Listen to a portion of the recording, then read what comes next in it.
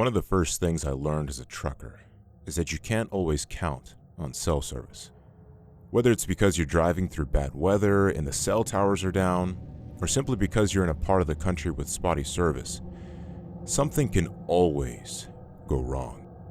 That's why trucks come equipped with state-of-the-art radio systems to communicate with other drivers on the road and anyone else we might need to get a hold of.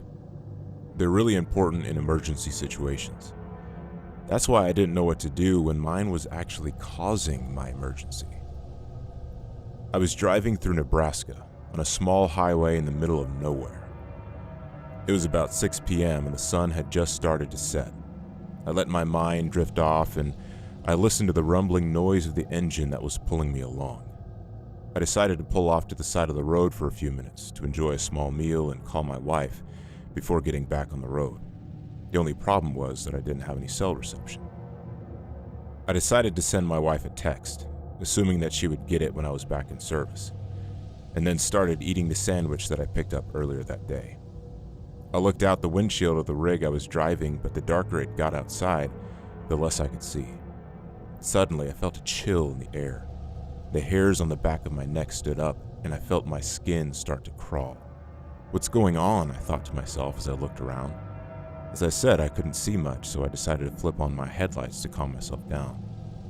There was nothing around me, but for the life of me, I couldn't shake that strange feeling. I decided to wrap up my meal and hit the road again, just to be safe. But no more than 2 minutes after pulling the truck back on the road, I heard the click of my truck's CB radio, as if someone was trying to get through to me. I picked up the microphone to see if anyone was trying to patch through, but before I could speak, I heard a voice. "Where are you going?" it asked. I didn't recognize the tone of the person speaking to me, so I knew it wasn't anyone from the company I worked with. I asked them who I was speaking to, but I was only met with silence. I figured it was just some sort of prank. But about a minute later, I heard the voice again. "I still see you," said the low-pitched voice. My hand gripped the steering wheel even tighter as my mind raced. I tried to find a logical explanation for who I was talking to, but I kept coming up blank. Must have just been a prankster, I thought to myself. But that was when the person on the other end of the CB started to describe my truck. "You're in a cherry red Mack truck, carrying lumber to the Bayside freight yard." He even knew my license plate number. I started looking in all of my mirrors to see if I was being followed, but to my surprise, the road was still empty. A feeling of terror washed over me as I tried to figure out who this person was and how they knew how to contact me. I looked over to my phone, which was sitting on the dashboard, wondering if I should call for help, but then I remembered that there was no cell phone service. I couldn't get help even if I wanted to. I continued driving down the road as calmly as possible, just waiting for the voice to speak again. I unintentionally started to speed up. Must have been my nerves because I didn't even notice. He did, though. "Why are you running? You don't think you can escape me, do you?" the voice said. I could feel my palms getting sweaty as they gripped the steering wheel. All I could do was continue to drive. A few minutes went by and there was no sign of the voice, which helped to calm me down a bit. But every time I checked my phone, it would say no service, and I couldn't help but feel a pit of dread forming in my stomach. 20 more minutes passed as I drove down that highway, and I thought I was in the clear, but then my heart almost stopped as I heard the CB radio click. "That was a fun time, wasn't it? Until we speak again," the voice said calmly before being cut off by static. As soon as the voice went away, I looked over to my phone and noticed that my cell phone signal was back. I called my boss as soon as I could, told her what happened to me, and asked if there was anyone in the warehouse who could have been messing with me. She was just as confused as I was, though. To this day, I still haven't figured out how that person got onto my frequency and knew so much about my truck. But the only thought that keeps me calm on the road is that it must have been a prankster or something. That's the only logical explanation that doesn't shake me to my core.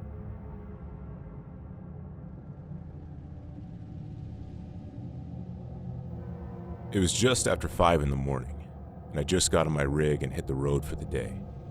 I loved the start of my shifts because the sun usually wasn't up yet, so the roads were usually clear. However, that day was a little different.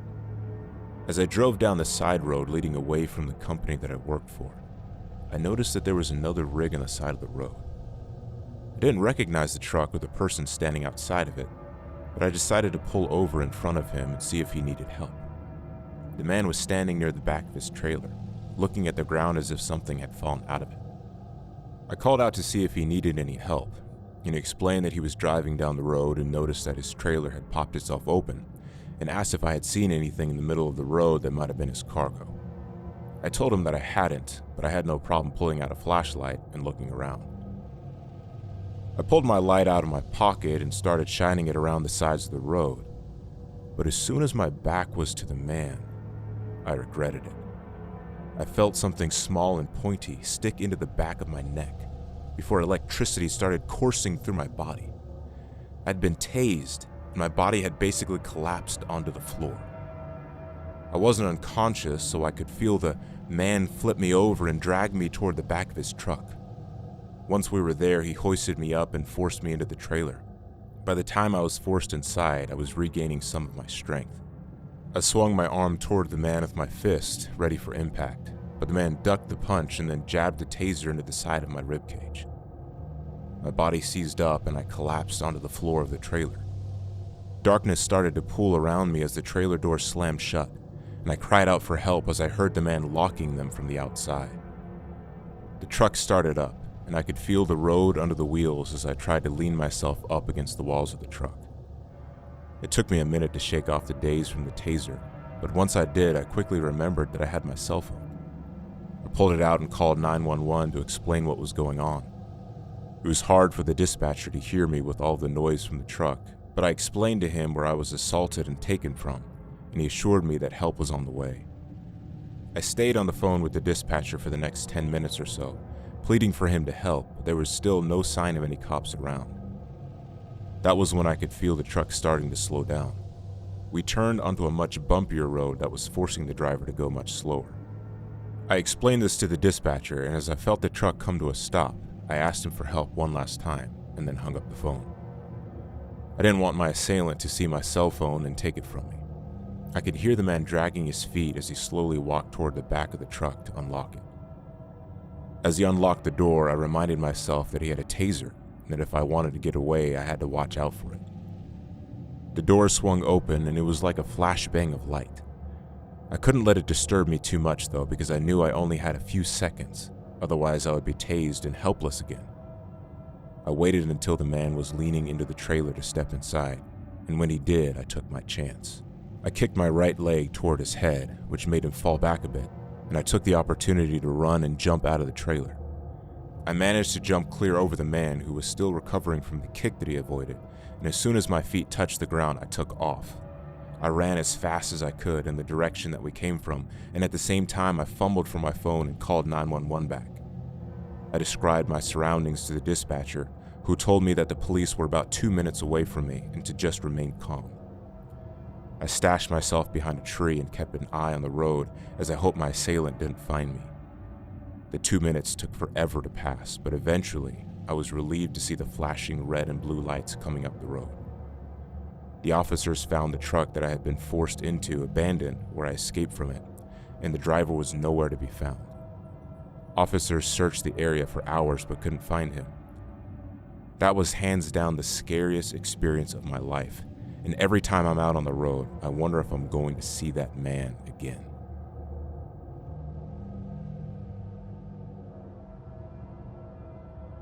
It was my 4th year as a truck driver, and I was making a delivery in relatively bad weather. I could hardly see anything in front of me because of how thick the fog was. I kept my eyes fixated on the road and made sure to drive slower than I usually would, just in case I needed to come to a quick stop. And I'm glad I did, because as I was making my way down a soft bend, I was forced to slam on the brakes and jerk the wheel to avoid hitting a woman who was walking right in the middle of the street. I screamed at the top of my lungs as she appeared in front of me, but she didn't flinch as the truck narrowly missed her. My heart was racing as I came to a complete stop and parked the truck on the side of the road. I tried to regain my composure before stepping out into the thick fog.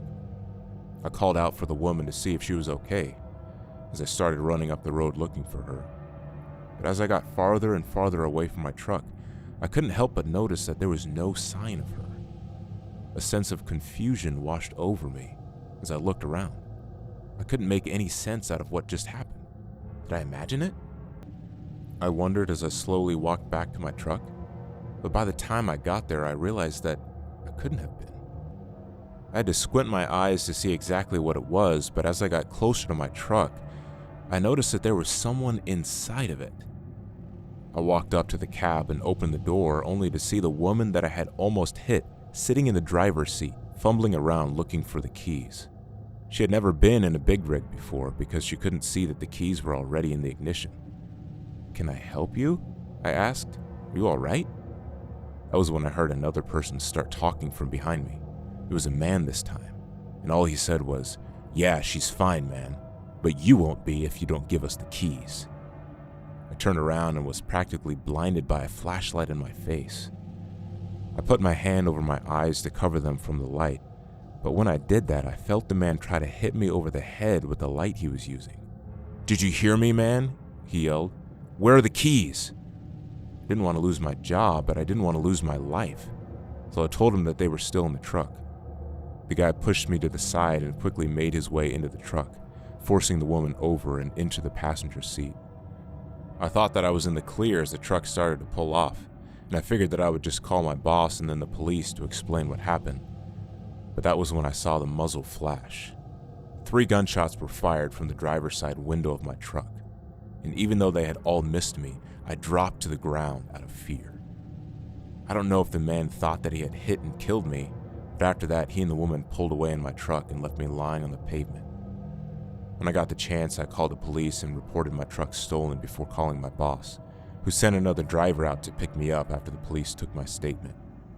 We never saw that truck again, but my boss swears that they're just happy that I made it out alive.